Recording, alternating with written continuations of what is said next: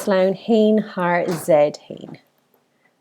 Sa firm A mód BI agus rinne méid rúdrá ach is é sin sa firm A mód BI. Okay, and could réadach ar dús and could saoltach an sin.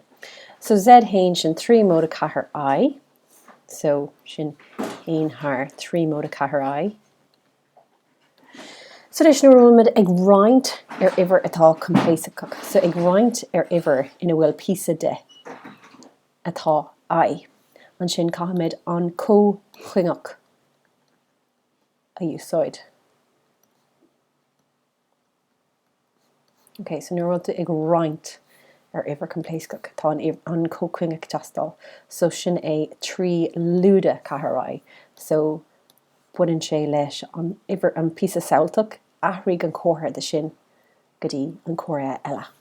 Okay, so an chuingach de z hain sin 3 lúda cahar I. So táid chun é seo a scríobh 3 mód cahar I agus á méid chun olrú haar an lína agus faoi an lína fáin rud céine. So níl méid éis aon rud a ahrú.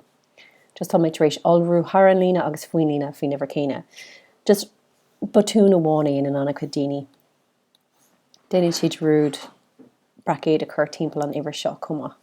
So déncinnte go déine tú sin. Okay, so we have airborne lína hain fá é seo, which is just 3 lúda cahar I. And seo we have 3 mód cahar I fá 3 lúda cahar I. So upper garv.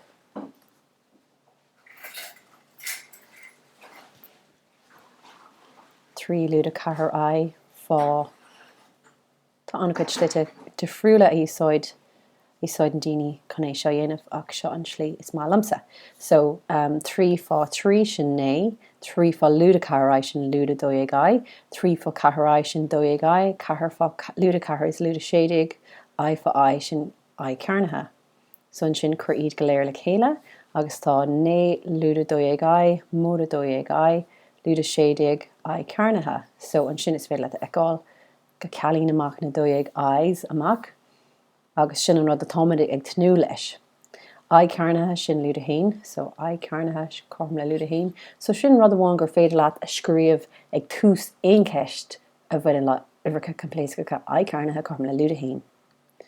Okay, so 9 móda séidig agus sin 25. So an seo faoin lína tá 25. Okay, so we had 3 móda cahar I fá 3 lúda cahar I agus sin rud a former 25. Okay, so an sin dúirt siad scríbh sa firm A móda BI. So níl siad ag iarraigh códán single. So tá caithmid 3 a churthar 25 agus an lúda cahar a churthar 25. Agus sin éis sa slí or sa firm A móda BI.